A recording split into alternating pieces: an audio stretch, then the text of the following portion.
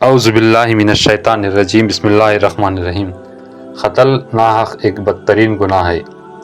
امیر المومنین فی الحدیث امام ابو عبداللہ محمد بن اسماعیل بخاری اپنی صحیح میں صحابی رسول حضرت سیدنا ابو ہریرہ رضی اللہ تعالیٰ عنہ سے ایک روایت نقل کرتے ہیں کہ رسول اللہ صلی اللہ علیہ وسلم نے ارشاد فرمایا، وقت بھی آنے والا ہے جب زمانہ ایک دوسرے کے قریب ہوں گے، علم اٹھا لیا جائے گا، فتنے پھوٹ پڑیں گے، بخل ڈالا جائے گا اور ہر رج زیادہ ہوگا۔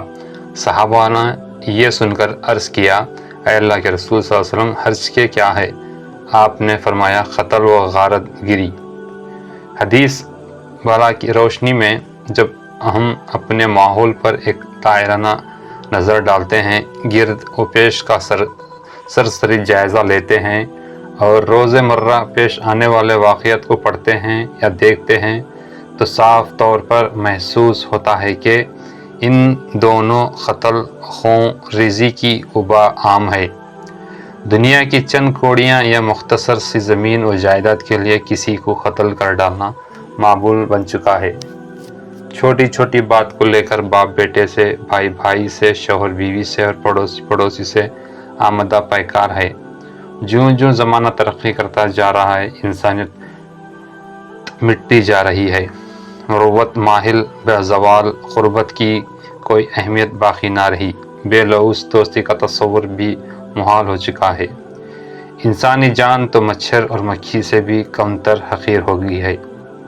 یہ حقیقت ہے کہ جب معاشرے میں ایک دوسرے کی جان کا احترام نہیں رہا، تمدن کی جڑیں کھوکھلی ہو جائیں گی، بدامنی و نار پھیل جائیں گی اور ظلم و سرکشی ہر سمت بول بالا ہوگا۔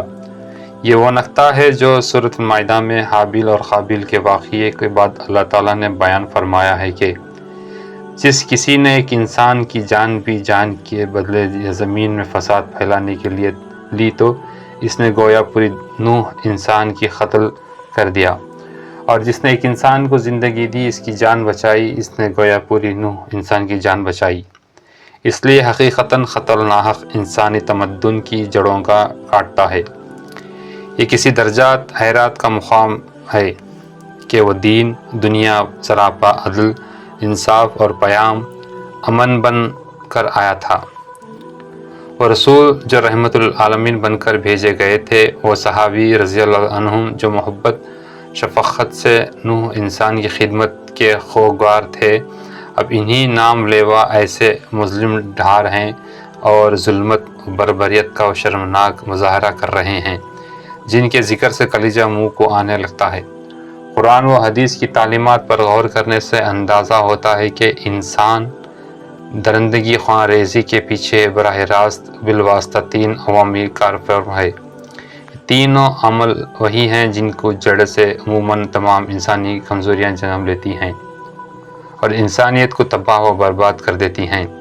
آپ انسانی جرائم کو تاریخ پڑھا ڈالیے، یہ سب کی تہ میں عموماً شعور باطن کا جذبہ ہی ہوگا، نفساناتی خواہشات کا یا پھر عزت و جاہ کی حد سے بڑھی ہوئی ہوس کا۔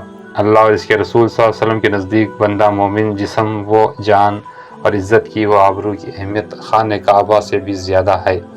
نبی کریم صلی اللہ علیہ وسلم نے ایک مومن کی حرمت کو کعبے کی حرمت سے بھی زیادہ محترم قرار دیا۔ امام ابن ماجہ نقل کرتے ہیں کہ حضرت عبداللہ بن عمر رضی اللہ عنہ سے مروی ہے کہ انہوں نے نبی کریم صلی اللہ علیہ وسلم کو خانہ کعبہ کے طواف کرتے ہوئے دیکھا اور فرماتے سنا، اے کعبہ، تو کتنا عمدہ ہے اور تیری خوشبو کتنی پیاری ہے، تو کتنا عظیم المرتبت ہے اور تیری حرمت کتنی زیادہ ہے۔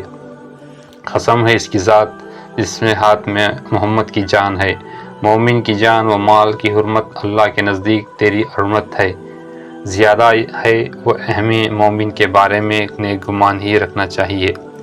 امام ترمذی اپنی جامعہ میں حضرت عبداللہ بن عمر رضی اللہ عنہ سے منقول یہ حدیث ذکر کرتے ہیں کہ نبی کریم صلی اللہ علیہ وسلم نے فرمایا، اللہ تعالیٰ کے نزدیک ایک مسلمان کی قتل سے پوری دنیا کا ناپیدا تباہ ہونا جانا ہلکا ہے۔ مشہور محدث امام بقی حضرت ابو سعید خدری حضرت ابو ہریرہ رضی اللہ عنہ کے حوالے سے حدیث نقل کرتے ہیں کہ نبی کریم صلی اللہ علیہ وسلم نے ارشاد فرمایا، اگر تمام اہل زمین اور تمام اہل آسمان ایک مومن کے قتل ناحق میں شریک ہو جائیں تو بھی اللہ تعالیٰ سب کو جہنم میں جھونک دیں گے۔ ظاہر ہے کہ اس آسمان جس برگزیدہ اور معصوم مخلوق سے معمور ہے، کون نہیں جانتا زمین کی پشت پر کیسی کیسی مقدس ہستیاں آباد ہیں، کیا ان کے بارے میں کبھی قتل مومن کا وسوسہ بھی آ سکتا ہے؟ لیکن مومن کی جان کی عظمت ایسی ہے کہ اس کی بیان و جزا، اس کی تعبیر کیے اور کس طرح کیا جا سکتا ہے۔